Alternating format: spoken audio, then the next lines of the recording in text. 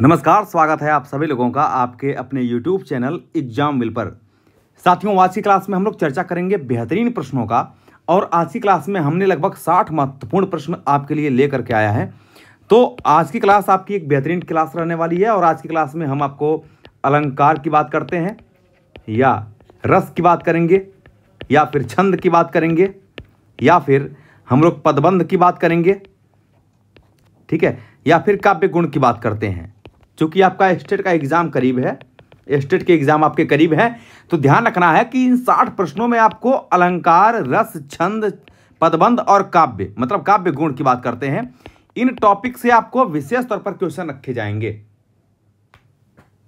है ना। यानी आज की क्लास जो है आपकी वो विशेष तौर पर अलंकार से संबंधित क्वेश्चन, इसके बाद रस से संबंधित क्वेश्चन, इसके बाद आपको छंद से संबंधित क्वेश्चन, पदबंध और काव्य गुण, मतलब यहां से आपके ज्यादा से ज्यादा क्वेश्चन रखे गए हैं।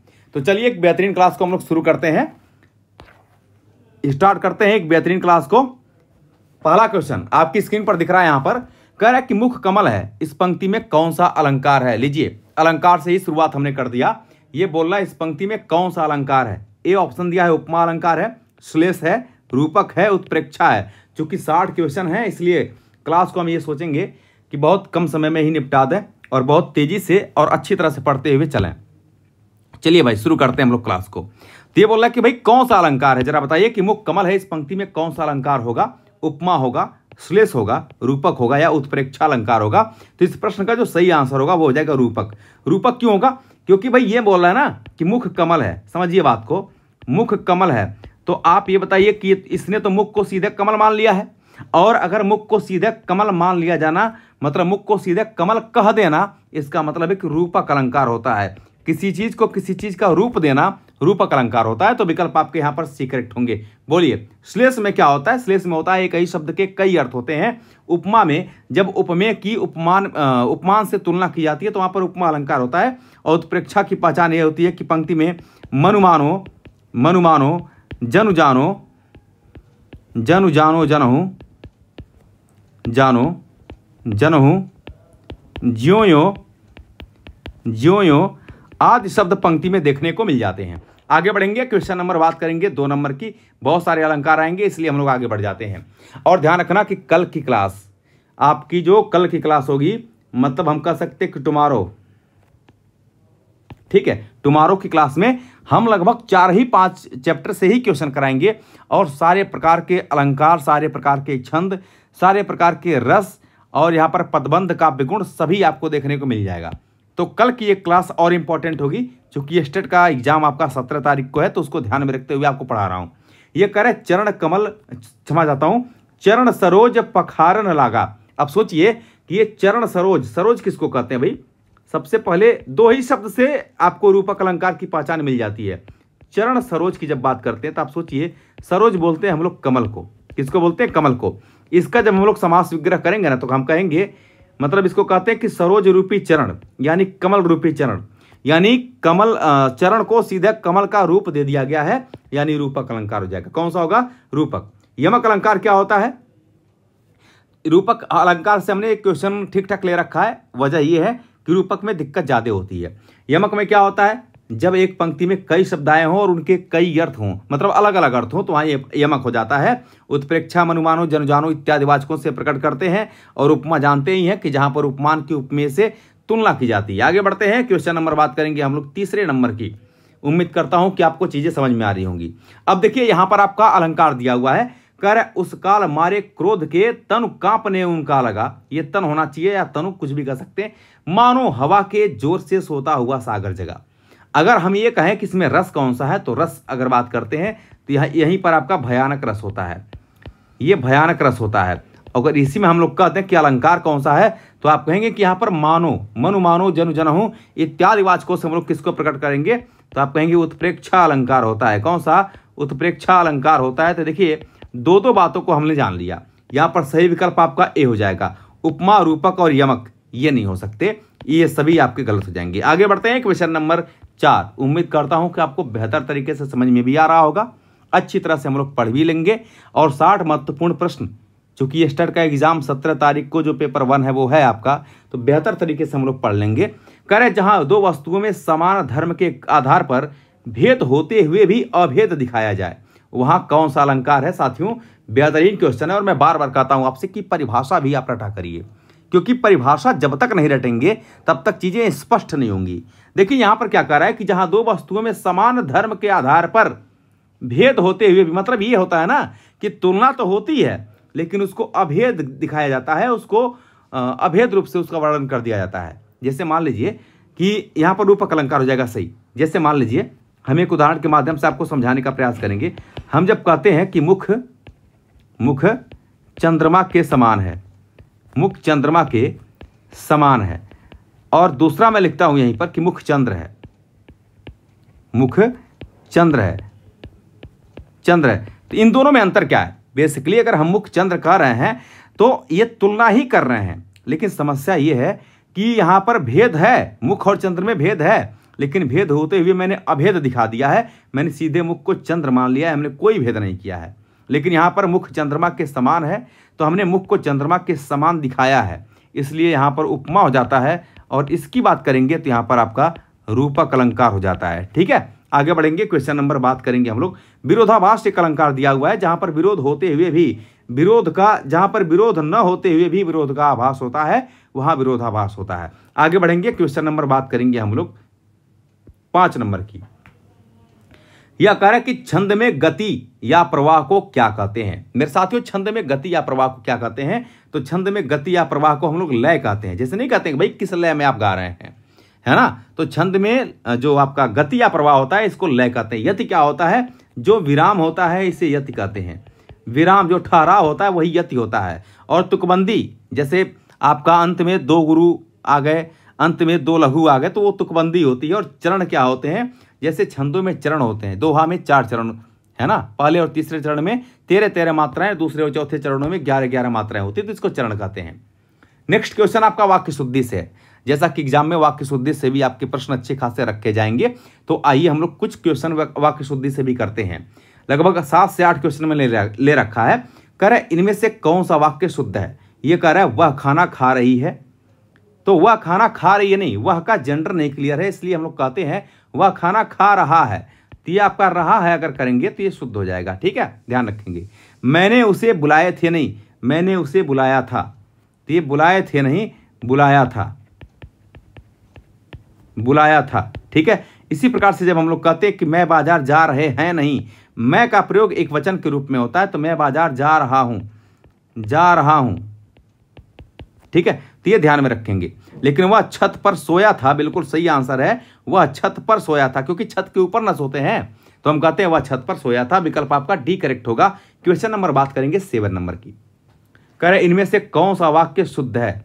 चलिए, कह रहे कि मैं और वह खेलेंगे, तो भाई मैं और वह खेलेंगे नहीं हो जाएगा आपका, ये हो जाएगा हम और वह खेलेंगे, हम और वह खेलेंगे, तो मैं का प्रयोग यहां पर अनुचित लग रहा है आपका। ठीक है ना, वे एक प्रसिद्ध कवि हैं, ये कह रहा है आपका कि वे एक प्रसिद्ध कवि हैं, तो यहां पर आप देख सकते हैं कि वे एक प्रसिद्ध कवि हैं। ठीक है, और यहां पर कह रहा है कि मेरे को यह पुस्तक, मेरे को नहीं मुझको यह पुस्तक दीजिए, और हमारे देश में अनेक नदियां बहती हैं, तो ये तो बिल्कुल सही है आपका। वे एक प्रसिद्ध कवि, अच्छा 1 मिनट ध्यान रखेंगे, मैंने ध्यान नहीं दिया, वे एक प्रसिद्ध कवि हैं, यहां पर अनुस्वार का प्रयोग होना चाहिए था जो कि दिया नहीं है। ठीक है, इसलिए ये भी गड़बड़ है, ये भी गड़बड़ है। और तीसरा कह रहा है मेरे को नहीं मुझको, ये होता है आपका मुझको। ठीक है, तो यहां भी आपका गड़बड़ है, ये भी गड़बड़ हो जाएगा।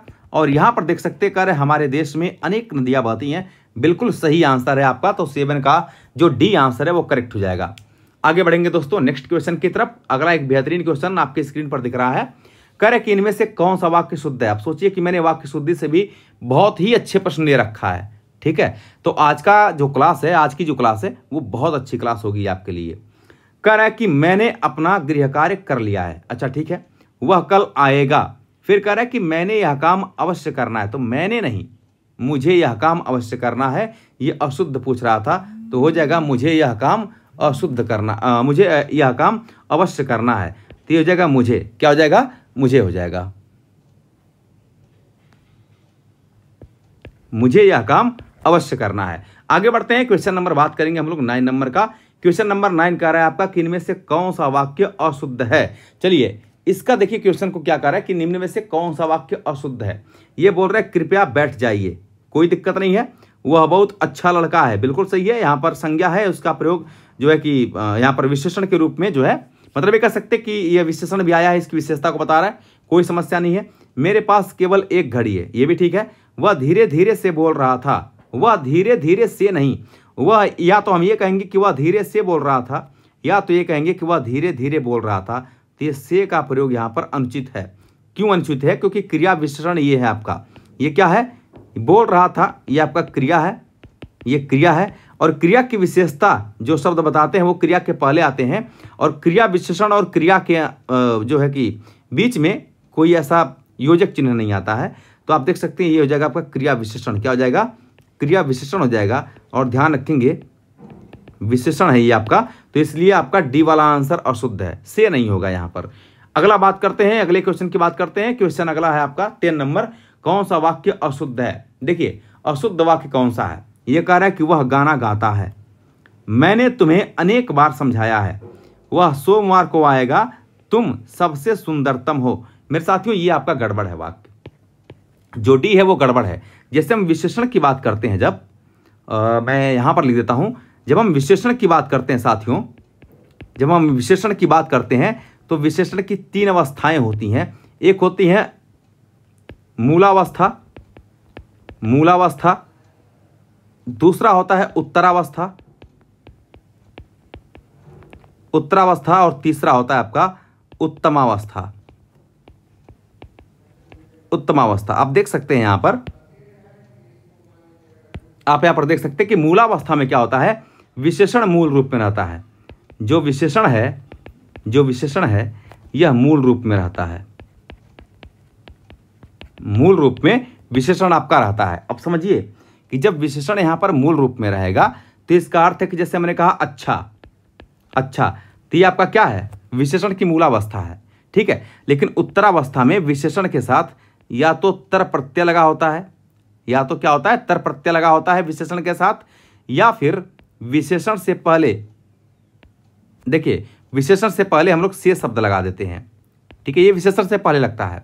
उत्तमा में क्या होता है कि या तो हम लोग तम प्रत्यय का प्रयोग करते हैं, या फिर विशेषण से ठीक पहले हम लोग सबसे का प्रयोग कर देते हैं। किसका? सबसे का प्रयोग कर देते हैं। जैसे उत्तरावस्था में हम ये कह सकते हैं कि से अच्छा, से अच्छा, ये उत्तरावस्था हुआ आपका, ठीक है। और उत्तरावस्था में हम लोग कहेंगे सबसे अच्छा। क्या कहेंगे? सबसे अच्छा, सबसे अच्छा। देखिए जो विशेषण की मूलावस्था होती है, जो कि यहाँ पर जगह कम है इसलिए हम बहुत ज़्यादा लिख नहीं रहे हैं, लेकिन साथियों एक बात ध्यान रखेंगे यहाँ पर कि जो विशेषण की मूलावस्था होती है, ये जो आपका मूलावस्था है, इसमें ध्यान रखेंगे कि विशेषण अपनी मूल अवस्था में होता है और किसी से तुलना नहीं की जाती। जैसे वह एक लड़का है, या वह अच्छा लड़का है, वह अच्छा लड़का है, तो यहाँ पर विशेषण की किसी से तुलना नहीं हो रही है, ठीक है। उत्तरावस्था में क्या होता है कि 2 व्यक्तियों में तुलना होती है। जैसे वह श्याम से अच्छा है, वह श्याम से अच्छा है, और देखिए विशेषण के पहले से आपका प्रयोग आ गया ना, से अच्छा आ गया ना। लेकिन वहीं पर उत्तमावस्था में हम लोग कहते हैं कि विशेषण से पहले आपका सबसे लगेगा और एक से अधिक व्यक्तियों से तुलना होगी। जैसे वह सबसे अच्छा है, वह सबसे अच्छा है, तो मूलावस्था में किसी से तुलना नहीं, इसमें 2 व्यक्तियों में तुलना होती है, यहाँ पर एक से अधिक व्यक्तियों में तुलना, मतलब 2 या 2 से अधिक व्यक्तियों में तुलना होती है, ठीक है। आगे बढ़ते हैं। उम्मीद करता हूं कि आप लोगों ने मूलावस्था, उत्तरावस्था और उत्तमावस्था को भी समझा होगा। आगे बढ़ते हैं। क्वेश्चन नंबर 11 कह रहा है आपका कि वात्सल्य रस का उद्दीपन विभाव क्या हो सकता है? मेरे साथियों जो वात्सल्य रस होता है इसका उद्दीपन विभाव क्या हो सकता है? कमेंट बॉक्स में एक बार सभी लोग उत्तर बताइए कि यहाँ पर उद्दीपन विभाव इसका क्या हो सकता है। कह रहे बच्चे की तोतली बोली। ध्यान रखेंगे उद्दीपन विभाव होता क्या है, आप समझिए बात को। यहाँ पर पहले आप सुन लीजिए, फिर आप जो भी करना होगा वो करिएगा। देखिए बेसिकली हम लोग ये कह रहे हैं ना कि जो वात्सल्य रस, बहुत इंपॉर्टेंट क्वेश्चन है आपका। ये कह रहा है कि जो वात्सल्य रस होता है, अलग तरीके का क्वेश्चन पूछा गया है, जो वात्सल्य रस होता है इसका उद्दीपन विभाव का मतलब ये होता है कि पहले तो स्थायी भाव क्या होता है, वत्सल या स्नेह होता है, इसका स्नेह होता है, या इसी को वत्सल कहते हैं। क्या कहते हैं? वत्सल कहते हैं इसी को, ठीक है। या इसी को हम लोग ममता कहते हैं। स्नेह को ही हम लोग एक शब्द में कह सकते हैं ममता, यह बेसिकली जो ममता है ना, ये उद्दीप्त होती है। मतलब ये जो अस्थाई भाव है आपका स्नेह या ममता, यह उद्दीप्त कैसे होती है? तो सोचिए कि वात्सल्य रस, ममता या स्नेह, ये कहीं न कहीं गुरु, पहली बात तो वात्सल्य रस होता कहाँ है? एक तो गुरु का शिष्य के प्रति होता है, गुरु का शिष्य के प्रति, इसको याद रख लेंगे, शिष्य के प्रति जो स्नेह होता है, इसमें वात्सल्य रस होता है। और माँ का पुत्र के प्रति, माँ का पुत्र के प्रति स्नेह, यहां पर स्वाभाविक प्रेम कह सकते हैं आप, जो स्वतः उत्पन्न होता है। ठीक है, जैसे मान लीजिए कैसे कैसे उत्पन्न होता है, मैं आपको बता रहा हूं, बहुत ध्यान समझिएगा, वात्सल्य रस आपको समझ में आ जाएगा। हमने एक पहला पॉइंट लिखा, गुरु का शिष्य के प्रति स्नेह और माँ का पुत्र के प्रति स्नेह, यहाँ पर वात्सल्य रस पाया जाता है। ठीक है, वात्सल्य रस का जो स्थायी भाव है वो आपका स्नेह या ममता है, ये आपका स्थायी भाव होता है। क्या होता है? स्थायी भाव होता है। अब समझिए हम आपको समझाना क्या चाह रहे हैं भाई। उद्दीपन विभाव क्या हो सकता है? उद्दीपन विभाव का मतलब ये हुआ कि इस अस्थाई भाव जो स्नेह है या ममता है, वो वात्सल्य है, वो कैसे उद्दीप्त होता है, किन चीज़ों को देखने से उद्दीप्त हो सकता है। यानी गुरु का शिष्य के प्रति जो स्नेह है, वो शिष्य क्या करे कि उसको देखने से गुरु के प्रति स्नेह आ जाए, या माँ का पुत्र के प्रति प्रेम, यानी पुत्र क्या करता है जिससे कि माँ का उसके प्रति प्रेम आता है। तो समझिए, बच्चों की जो तोतली बोली है ना, बच्चे जब तोतली आवाज़ में मीठा बात करते हैं तो वहाँ पर लोगों का प्रेम दिखता है। माँ का प्रेम बच्चों के प्रति हो जाता है, गुरु का जो प्रेम है, जो स्नेह है, वो बच्चों के प्रति होता है। उसकी तोतली बोली को सुनकर बड़ा अच्छा लगता है, तो ये स्वाभाविक प्रेम उससे लग जाता है, कनेक्टिविटी हो जाती है। बच्चे जब खेलते हैं, है ना, धूलों में खेलते हैं या खेलते हैं, तो उनको देख करके प्रेम हो जाता है, मतलब स्नेह उत्पन्न होता है, चाहे वो माँ हो चाहे वो गुरु हो। बच्चे का सुंदरतम रूप जब देखते हैं, भोलापन रूप एक तरह से कह सकते हैं, सौम्य रूप देखते हैं, तो वहाँ पर भी कहीं न कहीं माँ का बच्चों के प्रति प्रेम होता है, स्नेह हो जाता है। तो यहाँ पर कहने का अर्थ ये है कि ये तीनों ही ऐसे वर्ग हैं जिसके कारण बच्चों में प्रेम उत्पन्न हो जाता है, बच्चों के प्रति प्रेम उत्पन्न होता है, स्नेह हो जाता है, ममता आ जाती है। तो बच्चों के प्रति जो यहाँ पर ममता आ रही है वो तीनों कारण हो रही है, इसलिए उपयुक्त में से सभी हो जाएगा। उम्मीद करता हूँ कि आपने इस क्वेश्चन को अच्छी तरह समझा होगा, और घबराना नहीं है, इसी तरह से आगे भी आपको क्वेश्चन कई मिल जाएंगे। जैसे देखिए, ये करे भक्ति रस का आलंबन विभाव कौन हो सकता है। आप सोचिए, यहाँ पर बोला था आपका कि वात्सल्य रस का उद्दीपन विभाव क्या होगा, और यहाँ पर बोल रहा है कि इसका आलंबन विभाव क्या होगा। देखिए, अब यहाँ पर भक्ति रस भाई कब उत्पन्न होगा? सांसारिक वस्तुओं से होता है, या गुरु इष्टदेव या भगवान? बिल्कुल, तो गुरु इष्टदेव या भगवान के प्रति जो है वो आलंबन विभाव उद्दीप्त होता है। ठीक है, आगे बढ़ते हैं। आलंबन दो प्रकार के होते हैं, आश्रयालंबन और विषयालंबन। यहाँ पर देख लेंगे अगर देखना चाहते हैं तो एक झटके में। आलंबन दो प्रकार के होते हैं, एक होता है आश्रयालंबन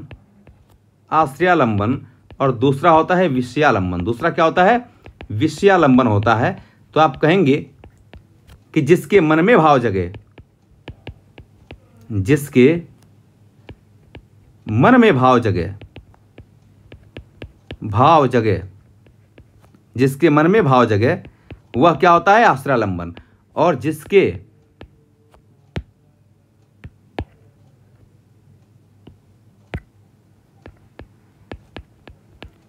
जिसके कारण भाव जगे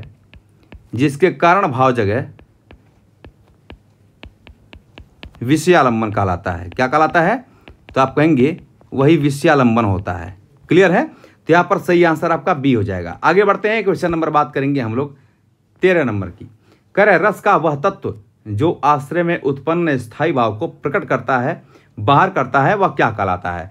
तो रस का वह तत्व जो आश्रय में उत्पन्न स्थायी भाव को बाहर प्रकट करता है, इसे हम लोग क्या कहते हैं? इसे ही हम लोग अनुभाव कहते हैं। क्या कहते हैं? अनुभाव कहते हैं। तो विकल्प आपका यहाँ पर बी करेक्ट होगा। ठीक है, और जो अस्थायी भाव होता है ये हमारे हृदय में चिरकाल तक स्थिर होता है, जो किसी कारणवश से उत्पन्न होता है। आगे बढ़ते हैं। कह रहा है कि रस का वह तत्व जो स्थायी भाव को नष्ट होने से बचाता है। इंपॉर्टेंट क्वेश्चन है, इस बार आ जाएगा जरूर। रस का वह तत्व जो स्थायी भाव को नष्ट होने से बचाता है, इसे विभाव कहते हैं, अनुभाव कहते हैं, अस्थायी भाव कहते हैं, या फिर संचारी भाव कहते हैं। तो इसका जो सही आंसर होगा वो हो जाएगा आपका स्थायी भाव। क्या हो जाएगा? स्थायी भाव हो जाएगा। आगे बढ़ेंगे, क्वेश्चन नंबर 15 आप देख सकते हैं। कह रहा है आपका बहुत ही प्यारा क्वेश्चन है कि रस का वह तत्व जो स्थायी भाव के विरोधी भाव को दबा देता है। तो जो स्थायी भाव को नष्ट होने से बचाता है, या हम कह सकते हैं कि जो स्थायी भाव के विरोधी भाव को दबा देता है, इसे हम लोग अस्थायी भाव कहते हैं। इसको क्या कहते हैं? स्थायी भाव कहते हैं। तो दोनों का 14 और 15 दोनों का आंसर जो है वो स्थायी भाव होगा। आगे बढ़ते हैं, क्वेश्चन नंबर 16 की बात करेंगे। क्वेश्चन नंबर 16 आपका कह रहा है कि रस को ब्रह्मानंद सहोदर किसने कहा है? तो रस को ब्रह्मानंद सहोदर की संख्या किसने दिया है? आचार्य भरत मुनि ने, आचार्य भट्टनायक ने, विश्वनाथ ने, या पंडित राज जगन्नाथ ने? तो इसका सही आंसर होगा आचार्य भट्टनायक ने। ठीक है। और रस को काव्य की आत्मा किसने माना है? तो आचार्य विश्वनाथ ने। इन्होंने रस को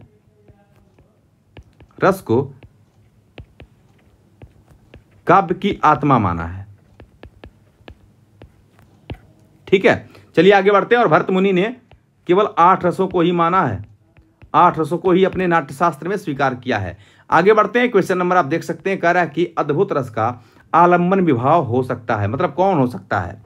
तो अद्भुत रस का आलंबन विभाव, सबसे पहले हम लोग अद्भुत रस, जो आपका अद्भुत रस है, इसका स्थायी भाव जानेंगे कि अद्भुत का विस्मय या आश्चर्य होता है। क्या होता है? तो विस्मय या आश्चर्य होता है। विस्मय या आश्चर्य होता है किसका? अद्भुत रस का स्थायी भाव होता है। और ध्यान रखेंगे कि विस्मय या आश्चर्य उत्पन्न कब होता है? जब आप किसी भयानक प्राणी को देखते हैं, तब भयानक प्राणी को देखते हैं तो आपको भय नामक स्थायी भाव जागृत होता है। कौन सा? तो भय नामक स्थायी भाव, भय नामक स्थायी भाव यहां पर जागृत होता है। तो फिर ये नहीं होगा, आपका खारिज हो गया। घृणित दृश्य को देखते हैं, है ना, घृणित दृश्यों को देखते हैं तो विस्मय या आश्चर्य उत्पन्न होता है, घृणा हो जाती है उसके प्रति, यानी आपका सही आंसर भी ही होगा। अलौकिक वस्तु या घटना को देखते हैं तो नहीं, प्रिय व्यक्ति का वियोग देखते हैं तो यहाँ पर आपका करुण रस यानी शोक, जिसका स्थायी भाव होता है शोक, तो शोक नामक स्थायी भाव जागृत होता है। ध्यान रखेंगे, एक क्वेश्चन बहुत इंपॉर्टेंट है, बहुत महत्वपूर्ण प्रश्नों को हम करा रहे हैं। ये आपकी डिमांड पर ही क्वेश्चन कराए जा रहे हैं, क्योंकि आपकी मांग थी कि सर रस, छंद, अलंकार, काव्य गुण और पदबंध से क्वेश्चन लाइए। तो मैंने आज की क्लास में ज्यादातर क्वेश्चन रस, छंद, अलंकार, काव्य गुण और पदबंध से ही लिया है। कह रहे भयानक रस का अनुभव क्या हो सकता है? जो भयानक रस है इसका अनुभव क्या हो सकता है? सबसे पहले हम लोग ये जानेंगे कि जो भयानक रस है, इसका स्थायी भाव क्या होता है? तो आप स्थायी भाव कहेंगे कि भय होता है। क्या होता है? भय। देखिए, किसको देखने से भय उत्पन्न होता है? हंसी गलत, रोने के गलत, कांपना। जब आपको भय तब उत्पन्न होता है जब आप कांपते हैं, भय उत्पन्न होता है तब क्या करते हैं? कांपने लगते हैं, यानी अनुभव क्या होगा? कांपना हो जाएगा। आगे बढ़ते हैं भाई, जिस दो चीज होता है अनुभव। चलिए आगे बढ़ते हैं। अब देख सकते हैं कारक कि वीर रस का उद्दीपन विभाव क्या हो सकता है? वीर रस का उद्दीपन विभाव, तो सबसे पहले आप जानेंगे कि जो वीर रस है इसका स्थायी भाव क्या होगा? तो आप कहेंगे उत्साह होगा। अब सोचिए कि उत्साह आपको उत्पन्न कैसे हो सकता है, जरा बताइए तो। उत्साह आपको कैसे उत्पन्न होगा भाई?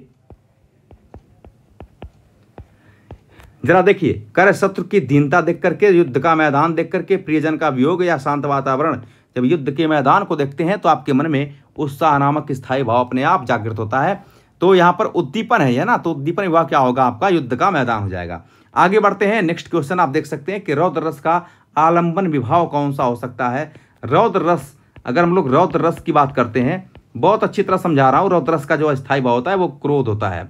रौद्र का क्या होता है? क्रोध। जरा बताइए कि किसको देखने से क्रोध होगा? निर्दोष व्यक्ति को, शत्रु या अपराधी को देखने से, तो हास्यास्पद व्यक्ति को या अद्भुत वस्तु को।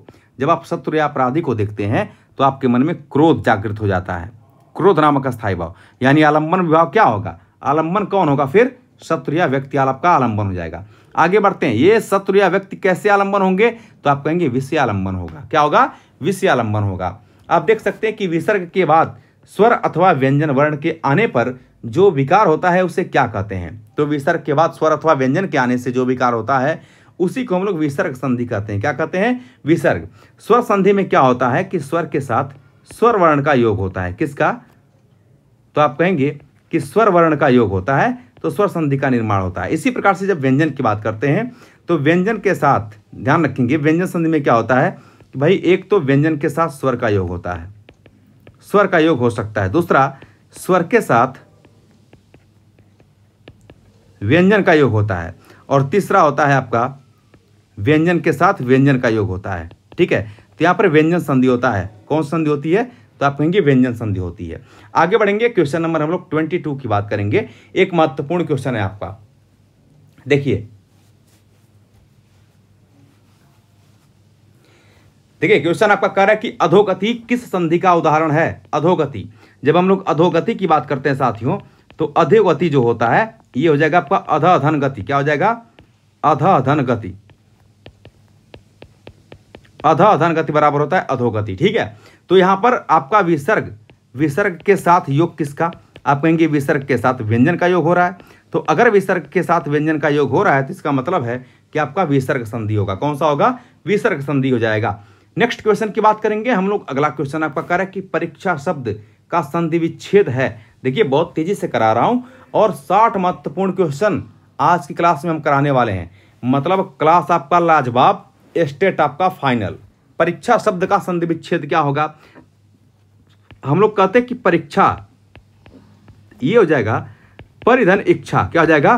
परिधन इच्छा हो जाएगा, बराबर हो जाएगा परीक्षा। ठीक है, तो देखिए ऑप्शन में कौन सा दिया है? परिधन इच्छा यहां भी दिया है, परिधन इच्छा यहां भी, लेकिन ये वाला ई नहीं होगा, इसलिए ये गलत हो जाएगा। ऑप्शन नंबर बी आपका करेक्ट होगा, परिधन इच्छा बराबर परीक्षा।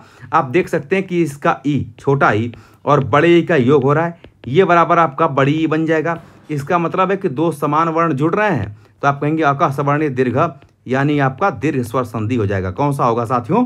तो आप कहेंगे यहाँ पर कि दीर्घ स्वर संधि हो जाएगा। तो आपके विकल्प बी यहाँ पर करेक्ट हो जाएंगे।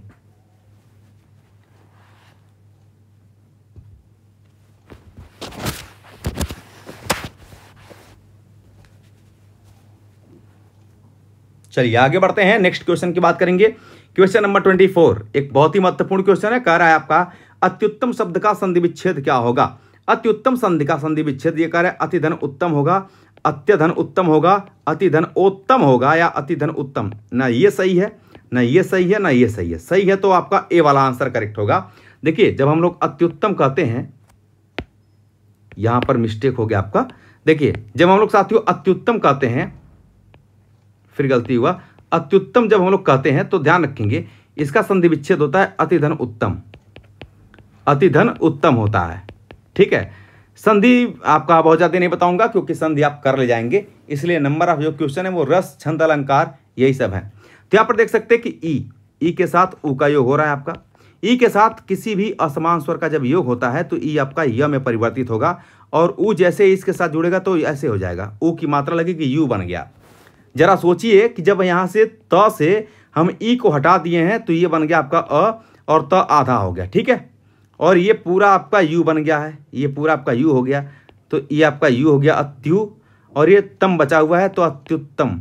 ये आपका पूरा जो शब्द बनता है अत्युत्तम होता है। और ये जो नियम होता है ना, वो किस संधि का नियम होता है? तो आप कहेंगे कि ये जो नियम होता है ई के साथ यू का जुड़ना, यह नियम आपका इको यणची यानी यण संधि का होता है। किसका होता है? यण संधि का।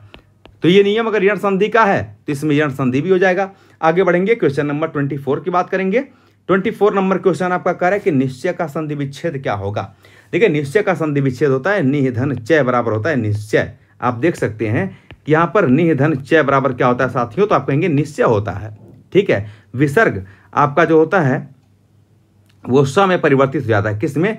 तो स में परिवर्तित हो जाता है, तो ये हो जाता है निश्चय। ठीक है, तो विसर्ग के साथ स्वर का व्यंजन का योग, यानी ये हो जाएगा आपका विसर्ग संधि। कौन सा संधि हो जाएगा? तो विसर्ग संधि हो जाएगी इसमें। आगे बढ़ते हैं, क्वेश्चन नंबर बात करेंगे हम लोग 26 का। क्वेश्चन नंबर 26 आपका कह रहा है कि बच्चे मैदान में खेल रहे हैं। तो बच्चे मैदान में खेल रहे हैं, इस वाक्य में विधेय बताइए। तो बच्चे मैदान में खेल रहे हैं, इस वाक्य में विधेय क्या होगा? समझिए बात को। वाक्य का कर्ता कौन है? जो सब्जेक्ट है वाक्य का वो कौन सा होगा? तो आप देख सकते हैं कि कौन मैदान में खेल रहे हैं? बच्चे।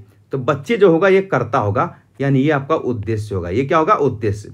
और उद्देश्य को छोड़ करके वाक्य में जो कुछ शेष बचता है वो सभी विधेय होता है। यानी मैदान में खेल रहे हैं, यही आपका विधेय हो जाएगा। समझिएगा बात को। वाक्य में जो कर्ता होता है, जो कर्ता होता है वाक्य का, कर्ता या कर्ता का विस्तार, दोनों बात, कर्ता का विस्तार, ध्यान रखेंगे कि ये आपका उद्देश्य होता है। क्या होता है? उद्देश्य। इसी को हम लोग क्या कहते हैं? सब्जेक्ट कहते हैं, या इसी को हम लोग उद्देश्य कहते हैं। ठीक है, और उद्देश्य को छोड़कर वाक्य में जो कुछ शेष बचता है सभी विधेय होता है। तो बच्चे, यहाँ पर क्षमा चाहता हूं मैं, विधेय पूछा है ना, तो आप लिखेंगे कि विधेय क्या हो जाएगा आपका, देख सकते हैं कि मैदान में खेल रहे हैं, ये आपका विधेय हो जाएगा। क्वेश्चन नंबर हम लोग बात करेंगे 28 नंबर का। 28 नंबर क्वेश्चन कह रहा है कि सावधान आगे खतरा है। इस वाक्य से कौन सा भाव प्रकट होता है? ये कह रहे सावधान आगे खतरा है, मतलब चेतावनी का भाव प्रकट होता है। विकल्प आपका यहाँ पर सी करेक्ट होगा। क्वेश्चन नंबर 28 की अगर हम बात करते हैं तो कह रहा है कि वह गाता है,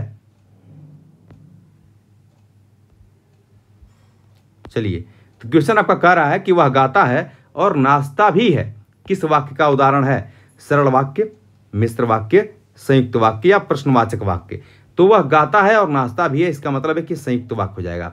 सरल वाक्य क्या हो जाएगा? जैसे हम कहते हैं कि वह गाता है, वह गाता है, तो ये आपका सरल वाक्य हो जाएगा। हम कहते हैं कि भाई मिश्र वाक्य क्या होगा, तो आप कहेंगे कि यदि आप परिश्रम करेंगे, यदि आप परिश्रम करेंगे तो सफल अवश्य होंगे।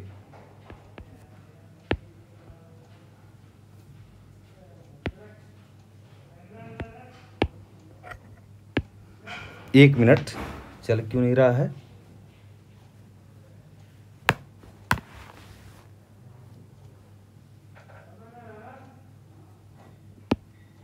चलिए, यदि आप परिश्रम करेंगे, यदि आप परिश्रम करेंगे तो सफल अवश्य होंगे, तो सफल अवश्य होंगे, तो सफल अवश्य होंगे। ठीक है, तो यहां पर आपका मिश्र वाक्य हो जाएगा। और प्रश्नवाचक वाक्य में क्या आप खा रहे हैं, तो यहां पर प्रश्नवाचक वाक्य हो जाएगा। आगे बढ़ते साथियों, नेक्स्ट क्वेश्चन की बात करेंगे हम लोग। अगला प्रश्न आपका कह रहा है, यहां पर देखिए अगला प्रश्न कह रहा है कि यदि वर्षा होती तो फसल अच्छी होती। किस वाक्य का उदाहरण है? तो यह वाक्य आपका जो होगा वो मिश्र वाक्य हो जाएगा। कौन सा होगा? मिश्र वाक्य हो जाएगा। आगे बढ़ते हैं, क्वेश्चन नंबर बात करेंगे हम लोग 30 नंबर का। क्वेश्चन नंबर 30 कह रहा है कि भाषा का मानक रूप जिसका प्रयोग सरकारी कामकाज में होता है वह कहलाती है। ये कह रहे मातृभाषा कहलाती है, या राष्ट्रभाषा कहलाती है, या राजभाषा कहलाती है, या संपर्क भाषा कहलाती है? इस प्रश्न का जो सही उत्तर होगा वो हो जाएगा राजभाषा। क्या होगा? फिर राजभाषा हो जाएगा। जैसे हम हिंदी की बात करते हैं तो हिंदी क्या है? हिंदी क्या है? हिंदी एक राजभाषा है। क्या है? राजभाषा है, यानी राजकाज की भाषा है। आगे बढ़ते हैं, क्वेश्चन नंबर बात करेंगे हम लोग 31 नंबर। ये करे गद्यांश को पढ़कर प्रश्न के उत्तर दें। हमें अपने माता पिता का आदर करना चाहिए। एक मैं आपको बहुत अच्छा ट्रिक बता रहा हूं, आप समझ लीजिए। सबसे पहले अगर इतना बड़ा आपका पैसेज दिया हुआ है, गद्यांश दिया है या पद्यांश दिया हुआ है, प्रश्न आपसे पूछ रहा है, तो सबसे पहला काम सीधा प्रश्न पढ़ लीजिए, आपको आंसर पता हो जाएगा। ये पढ़ने की कोई आवश्यकता नहीं होती है।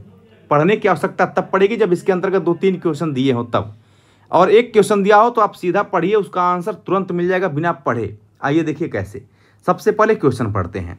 क्वेश्चन कह रहा है, एक क्वेश्चन है आपका यहाँ से, कर आदर शब्द में कौन सा उपसर्ग है? आप सोचिए, इसके लिए क्या पैसेज पढ़ने की आवश्यकता है क्या? बिल्कुल नहीं। आप कहेंगे कि आदर, दर के पहले आ उपसर्ग लगा हुआ है तो आ आपका सही हो जाएगा, यानी पैसेज को पढ़ने की हमें आवश्यकता नहीं पड़ी। आगे बढ़ते हैं, क्वेश्चन नंबर हम लोग बात करेंगे 32 का।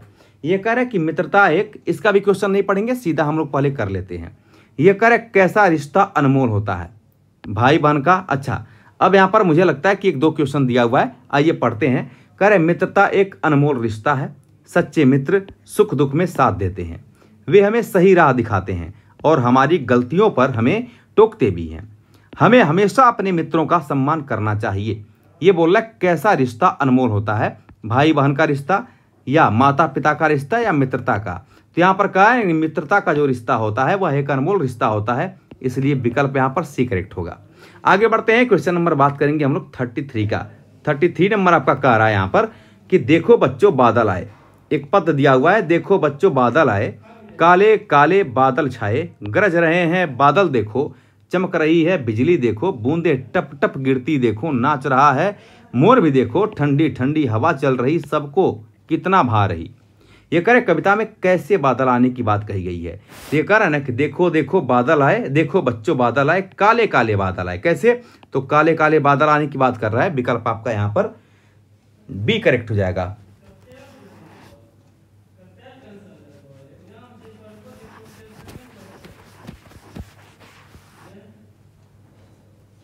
ठीक है, तो विकल्प आपका यहाँ पर साथियों बी करेक्ट होगा। आगे बढ़ते हैं, क्वेश्चन नंबर हम लोग बात करेंगे यहाँ पर 34 नंबर का। क्वेश्चन नंबर 34 आपका कह रहा है, देखिए कह रहा है कि बादलों के आने पर क्या चमक रही है, चांदनी, तारे, बिजली या सूरज। तो बादलों के आने पर चमक क्या रही है, बेसिकली इस प्रश्न का सही आंसर क्या होगा। देखिए बादलों के आने पर क्या चमक रही है, बिजली चमक रही है, ऐसा पैसेज में कहा ना, तो फिर आपका सही आंसर सी हो जाएगा। क्वेश्चन नंबर बात करेंगे हम लोग कि भा रही का अर्थ क्या होगा। भा रही जैसे भाना यानी अच्छा लगना, क्या हो जाएगा, अच्छी लग रही, यानी विकल्प आपका यहाँ पर 35 का ए आपका सही होगा। क्वेश्चन नंबर 36 की बात करेंगे। क्वेश्चन नंबर 36 कह रहा है कि गाल बजाना, इस मुहावरे का क्या अर्थ होगा। तो गाल बजाने का मतलब रोना होता है या शिकायत करना होता है या डिंग मारना, गाना गाना। गाल बजाने का अर्थ होता है डिंग मारना, क्या होता है, डिंग मारना। तो विकल्प आपका यहाँ पर सी करेक्ट होगा। क्वेश्चन नंबर 30 हम लोग बात करते हैं 7 की। ये कह रहा है घर का भेदी लंका ढाए। देखिए लोकोक्ति मुहावरे हैं, आप पढ़े होंगे, तो इसको हम तेजी से बताते हुए आगे बढ़ेंगे। कह रहे घर का भेदी लंका ढाए। भाई घर का भेदी लंका ढाए का मतलब क्या होता है, घर का आदमी लंका ढाता है, गलत। घर के भेद से हानि होती है, लंका में भेदी नहीं होने चाहिए, ऐसा कुछ नहीं है। घर के आदमी पर विश्वास, ऐसा कुछ नहीं है। यहाँ पर घर के भेद से हानि होती है। जब घर का भेद करेंगे, अपने घर के विषय में दूसरों को बताएंगे, तो उससे क्या होगा, घर का ही नुकसान होगा। ठीक है, आगे बढ़ते हैं। क्वेश्चन नंबर 38 ये कह रहा है कि दिन रात एक करना। दिन रात एक करने का अर्थ होता है कि लगातार परिश्रम करना, खूब परिश्रम करना, बहुत परिश्रम करना। ठीक है, तो विकल्प यहाँ पर आपका बी करेक्ट होगा। काम न करना, सोना, आराम करना, ये सभी आपके गलत हो जाएंगे। आगे बढ़ते हैं, प्रश्न संख्या हम लोग 39 की बात करेंगे। क्वेश्चन नंबर 39 कह रहा है कि अपनी करनी पार उतरनी। मतलब ये होता है, ये कह रहा है कि दूसरों के कर्मों का फल मिलता है, अपने कर्मों का फल स्वयं भोगना पड़ता है, अच्छे कर्म करने चाहिए, बुरे कर्मों से बचना चाहिए। देखिए जब हम कहते हैं अपनी करनी पार उतरनी, तो जैसा आप करेंगे वैसा ही तो आपको फल मिलेगा, यानी अपने कर्मों का जो फल होता है वह स्वयं भोगना पड़ता है। विकल्प आपका यहाँ पर 39 का बी करेक्ट होगा। आगे बढ़ते हैं, क्वेश्चन नंबर बात करेंगे हम लोग 40 नंबर का। क्वेश्चन नंबर 40 आपका कह रहा है कि लोहे के चने चबाना, इस मुहावरे का अर्थ क्या होगा, मजबूत करना, मजबूत बनना, कठिन काम करना, चने खाना या व्यायाम करना। तो लोहे के चने चबाना, इसका जो अर्थ होता है वो होता है आपका कठिन काम करना। ठीक है, ये क्या हो जाएगा आपका, कठिन काम करना। तो विकल्प आपका यहाँ पर बी करेक्ट होगा। क्लियर है, आगे बढ़ते हैं और कुछ और महत्वपूर्ण प्रश्न। अब देखिए आ गया लाजवाब प्रश्न आपकी स्क्रीन पर आने शुरू हो गए हैं। यहां पर कह रहा है कि व्यंजना शब्द शक्ति में अर्थ किस प्रकार प्राप्त होता है। जो व्यंजना शब्द शक्ति होता है इसमें अर्थ किस प्रकार के प्राप्त होते हैं। देखिए ये कह रहा है मुख्य अर्थ से प्राप्त होते हैं या लक्षित अर्थ से प्राप्त होते हैं। व्यंजना में जो होते हैं साथियों वो व्यंग या गूढ़ अर्थ प्राप्त होते हैं। यानी जो व्यंजना शब्द शक्ति में अर्थ किस प्रकार प्राप्त होते हैं, तो जो अर्थ प्राप्त होता है उसका अर्थ व्यंग या गूढ़ अर्थ से प्राप्त होता है। ठीक है, जैसे मान लीजिए हम कहते हैं कि सुबह हो गई, हमने कहा सुबह हो गई, सभी सुन लीजिए, सुबह हो गई। ठीक है, इसका अर्थ है कि अब उठने का टाइम हो गया है। वाक्य के एक पूरे वाक्य के अलग अर्थ निकलेंगे। ठीक है, हमने कहा आपको कि नाटे कद के व्यक्ति को देखकर, नाटे कद के, ये फर्स्ट उदाहरण, ये सेकंड आप ले लीजिए। नाटे कद के व्यक्ति को देखकर, व्यक्ति को देखकर देखकर श्याम ने कहा, श्याम ने कहा ऊंट आ रहा है, ऊंट आ रहा है।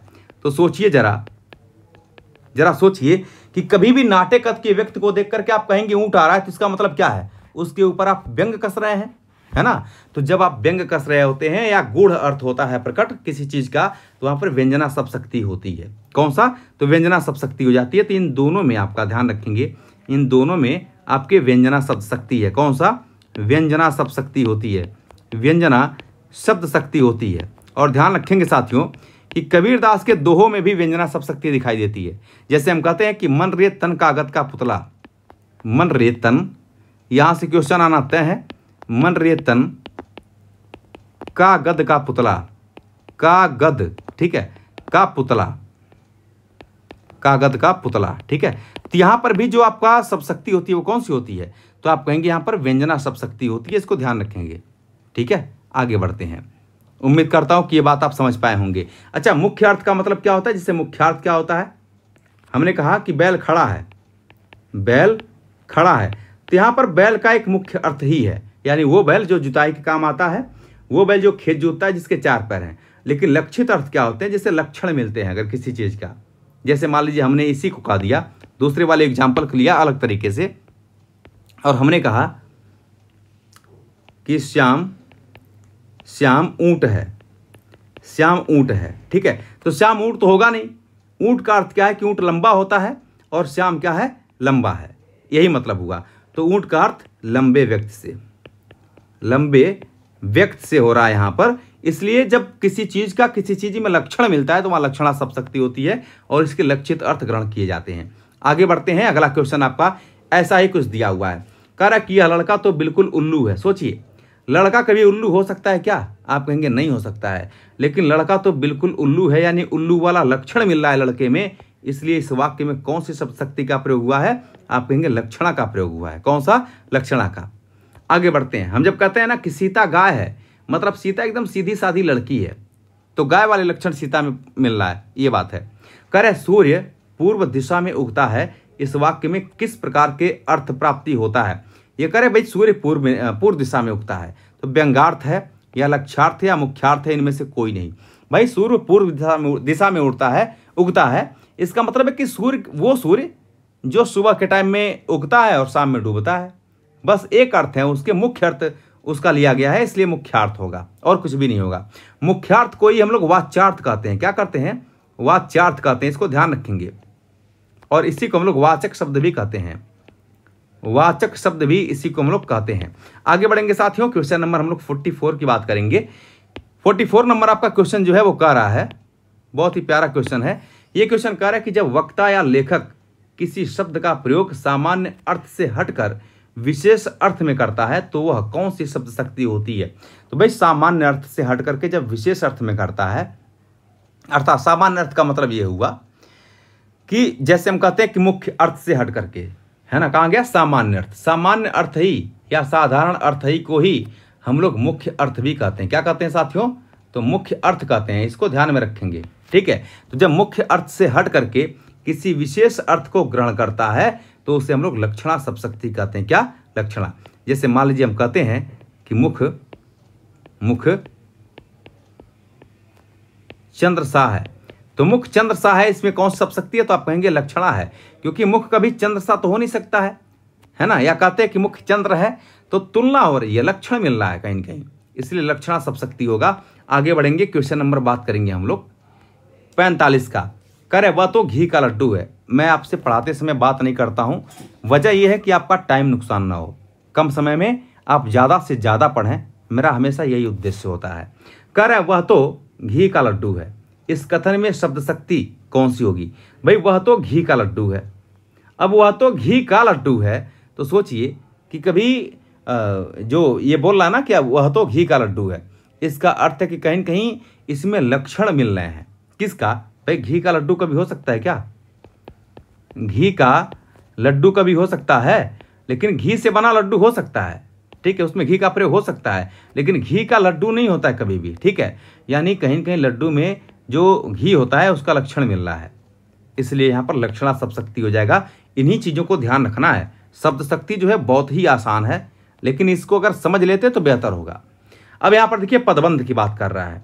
कह रहे गाँव के पास रहने वाला वह लड़का गरीब है। काले शब्द में कौन सा पदबंध है? मेरी बात समझिए साथियों, ये कह रहा है वह गांव के पास रहने वाला वह लड़का, तो वह लड़का, लड़के की अगर हम लोग बात करें यहाँ पर, तो लड़का आपका संज्ञा है। लेकिन ध्यान रखेंगे कि यहाँ से लेकर के यहाँ तक ये पूरा एक संज्ञा का विस्तार है। ये क्या है? संज्ञा का विस्तार है। गांव के पास रहने वाला वह लड़का, यानी ये पूरा संज्ञा का विस्तार हो गया, इसलिए यहां पर संज्ञा पदबंध होगा। विकल्प आपका ए करेक्ट होगा। आगे बढ़ते हैं, क्वेश्चन नंबर हम लोग 47 की बात करेंगे। 47 नंबर क्वेश्चन में आपका कह रहा है कि राम दौड़ता हुआ मैदान में पहुंच गया। राम जो है वो दौड़ता हुआ मैदान में पहुंच गया, ठीक है। तो काले शब्द में कौन सा पदबंध है? ये बोल रहा है कि काले शब्द में कैसा पदबंध है। सोचिए कि दौड़ता हुआ मैदान में पहुंच गया, है ना।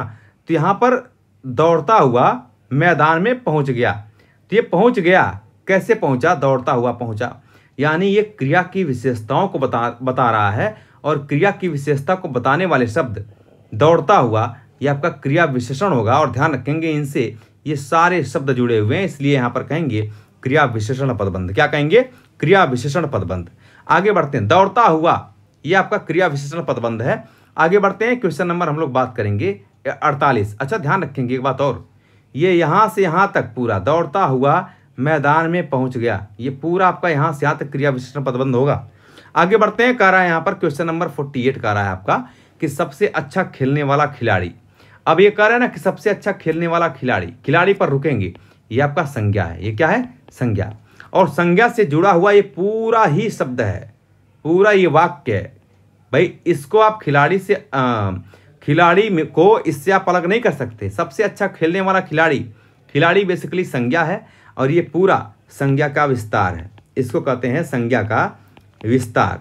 और आप देख सकते हैं यहाँ पर कि सबसे अच्छा खेलने वाला खिलाड़ी, ये संज्ञा का विस्तार है, इसलिए यहाँ पर संज्ञा पदबंध होगा। संज्ञा के साथ विभिन्न पद जुड़ करके एक पद एक वाक्य के रूप में बन जा रहे हैं, इसलिए संज्ञा पदबंध कहेंगे।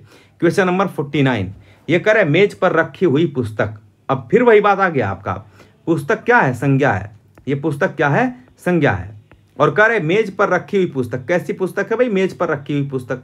तो संज्ञा के साथ ये सभी शब्द जुड़े हुए हैं, इसलिए यहाँ भी संज्ञा पदबंध होगा। कौन सा होगा, संज्ञा पदबंध हो जाएगा। आगे हम लोग बात करते हैं क्वेश्चन नंबर 50 की। अर्धशतक लग चुका है आपका, ठीक है, यानी आज की क्लास में हम लोगों ने 50 क्वेश्चन लगभग कर लिया है, करने जा रहे हैं। और 60 क्वेश्चन आपको आज की क्लास में कराएंगे। काफ़ी महत्वपूर्ण क्लास है आज की, ध्यान रखेंगे। करे विद्यालय का प्रधानाध्यापक भाषण दे रहे हैं, काले शब्द में कौन सा पदबंध है भाई। विद्यालय का प्रधानाध्यापक, पहली बात विद्यालय आपका संज्ञा, विद्यालय का प्रधानाध्यापक भी आपका संज्ञा। तो दो संज्ञाएं, या हम कह सकते हैं कि दो या दो से अधिक संज्ञाएं मिलकर के वह पदबंध का रूप धारण कर लेती हैं। तो इसलिए हम लोग कह देंगे यहाँ पर कि कौन सा पदबंध होगा, ये संज्ञा पदबंध होगा। दो से अधिक संज्ञाएं आपस में मिली हुई हैं, इसलिए यहाँ पर संज्ञा पदबंध हो जाएगा। आगे बढ़ेंगे, क्वेश्चन नंबर 51 की बात करेंगे। क्वेश्चन नंबर 51 आपका साथियों कह रहा है कि जिन छंदों में वर्ण और मात्रा दोनों की गणना होती है उसे क्या कहते हैं। तो जिनमें वर्ण और मात्रा इन दोनों की गणना होती है उसे हम लोग मात्रिक कहते हैं, वर्णिक कहते हैं, मुक्तक कहते हैं, उभय छंद कहते हैं। इस प्रश्न का सही आंसर होगा, क्षमा चाहता हूं मैं, दोनों की गणना होती है ना, तो दोनों की गणना होगी तो इसको क्या कहेंगे हम लोग, उभय छंद कहेंगे। क्या कहेंगे, उभय छंद कहेंगे। आगे बढ़ते हैं, क्वेश्चन नंबर हम लोग 51 हो गया आपका। 52 की बात करेंगे। रोला छंद के प्रत्येक चरण में कितनी मात्राएं होती हैं। तो ध्यान रखेंगे, रोला जो चरण होता है, जो छंद होता है, इसके प्रत्येक चरणों में 24 मात्राएं होती हैं। कितनी होती हैं, 24 मात्राएं होती हैं। आगे बढ़ते हैं, यहाँ पर देख सकते हैं कि आपका 11 और 13 इसका विराम होता है। आगे बढ़ेंगे, क्वेश्चन नंबर बात करेंगे हम लोग 53 की। यह कह रहे उल्लाला छंद के प्रत्येक चरण में कितनी मात्राएं होती हैं। तो उल्लाला, ये दिया है ए ऑप्शन, 15 और 13। जो उल्लाला छंद होता है इसके प्रत्येक चरण में 15 या 13 मात्राएं होती हैं। तो विकल्प आपका क्या हो जाएगा, ए करेक्ट हो जाएगा। कौन सा, ए विकल्प आपका करेक्ट हो जाएगा। आगे बढ़ते हैं, क्वेश्चन नंबर, देखिए उल्लाला जो छंद होता है, हम आपको चर्चा कर दें कि जो विषम चरण होता है, ध्यान रखेंगे, जो विषम चरण होता है इसमें आपका 15-15 मात्रा होती है, 15-15, ठीक है, मात्राएं। और जो समचरण होता है, इसका समचरण होता है, इसमें आपका 13-13 मात्राएं होती हैं, 13-13 इसमें मात्राएं होती हैं। आगे बढ़ेंगे, हम लोग बात करेंगे क्वेश्चन नंबर 54 की। यह कह रहे छंद शब्द का सर्वप्रथम उल्लेख कहाँ मिलता है, ऋग्वेद में, सामवेद में, यजुर्वेद में या अथर्ववेद में। तो अगर हम लोग छंद की बात करते हैं साथियों, तो छंद को हम लोग पिंगल के नाम से भी जानते हैं। किस नाम से, तो आप कहेंगे पिंगल के नाम से। और पिंगल ऋषि थे, क्या थे, एक ऋषि थे। यह छंद के, यानी छंद के जन्मदाता माने जाते हैं। जो पिंगल ऋषि हैं ये छंद के जन्मदाता माने जाते हैं, छंद के जन्मदाता हैं, ठीक है। और छंद का सर्वप्रथम उल्लेख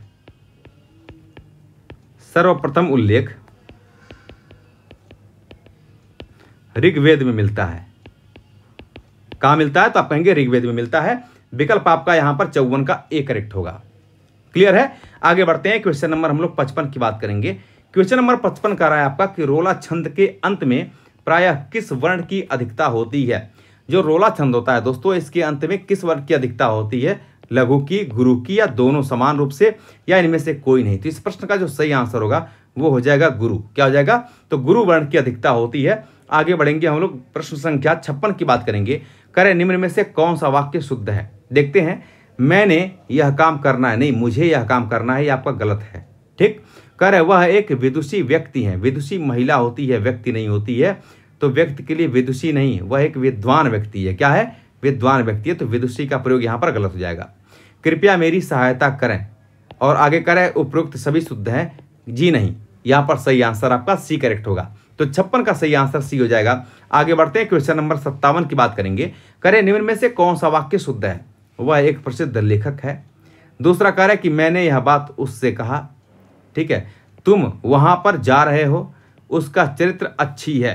देखिए, जो इसका सही आंसर होगा वो हो जाएगा वह एक प्रसिद्ध लेखक है, यानी विकल्प ए आपका करेक्ट उत्तर हो जाएगा। मैंने यह बात उनसे कहा, नहीं उससे कहा, यहाँ पर उससे हो जाएगा। और तुम कहाँ पर जा रहे हो, नहीं तुम कहाँ जा रहे हो, तो पर नहीं होगा आपका। तो ये ध्यान रखना है आपको। और ये कह रहा है उसका चरित्र अच्छी है, तो अच्छी नहीं, ये अच्छा है होगा, इसलिए ये भी आपका गड़बड़ हो जाएगा। तो प्रश्न आपका जो है 57 का ए करेक्ट होगा। आगे बढ़ेंगे, क्वेश्चन नंबर 58 देखते हैं कि वह निम्न में से कौन सा वाक्य शुद्ध है। ये कह रहा है मैंने तुम्हें कई बार बुलाया। 58 नंबर में कह रहा है कि मैंने तुम्हें कई बार बुलाया। दूसरा कह रहा है उसकी बड़ी हानि हुई, जनता में असंतोष है, उपरोक्त सभी शुद्ध है। तो उपरोक्त सभी शुद्ध है, इसका विकल्प डी करेक्ट होगा। आगे बढ़ेंगे, क्वेश्चन नंबर हम लोग 59 की बात करेंगे। 59 नंबर क्वेश्चन कह रहा है कि क्या तुम कल बाजार जाओगे। यह वाक्य कैसा है। कह रहे संकेतवाचक वाक्य है, या प्रश्नवाचक वाक्य है, इच्छावाचक वाक्य है, या विस्मयवाचक वाक्य है। इस प्रश्न का सही आंसर होगा प्रश्नवाचक वाक्य, क्योंकि क्या लगा हुआ है। ठीक है, तो प्रश्नवाचक वाक्य। संकेत का मतलब यह होता है कि जहां पर हम कहते हैं ना कि यदि आप परिश्रम करेंगे तो सफल अवश्य होंगे। यदि आप परिश्रम करेंगे, यदि आप परिश्रम करेंगे तो सफल अवश्य होंगे, अवश्य होंगे। ठीक है, तो यदि आप परिश्रम करेंगे तो सफल अवश्य होंगे। यदि और तो की बात जो होती है, यह संकेत देता है। इच्छा मतलब ईश्वर करें, ईश्वर करें कि आप पास हो जाएं, कि आप पास हो जाएं, हो जाएं। इसका मतलब है कि ईश्वर करें, ईश्वर से विनती कर रहे हैं, इच्छाओं को व्यक्त कर रहे हैं, इच्छावाचक वाक्य हो जाएगा। और विस्मयवाचक होता है, अरे आप कहां, अरे यह क्या हो रहा है, यह क्या हो रहा है। ठीक है, तो यहां पर आपका विस्मयवाचक वाक्य हो जाता है। आगे बढ़ेंगे, क्वेश्चन नंबर 60 और आज की क्लास का यह अंतिम क्वेश्चन भी है। क्वेश्चन नंबर 60 आपका कह रहा है कि निम्नलिखित में से कौन सा युग्म सही है, यानी संधि विच्छेद के आधार पर। यह कह रहे सुधन गम बराबर दुर्गम, गलत है। निधन मल बराबर निर्मल। आगे कह रहे अपधन मान बराबर सम्मान, गलत है। अभिधन प्रायः बराबर, ये सब गलत है आपका। तो निधन मल बराबर होता है निर्मल, क्या होता है, निर्मल होता है। तो साथियों, आज की क्लास में हम लोगों ने 60 महत्वपूर्ण प्रश्नों को हल किया है।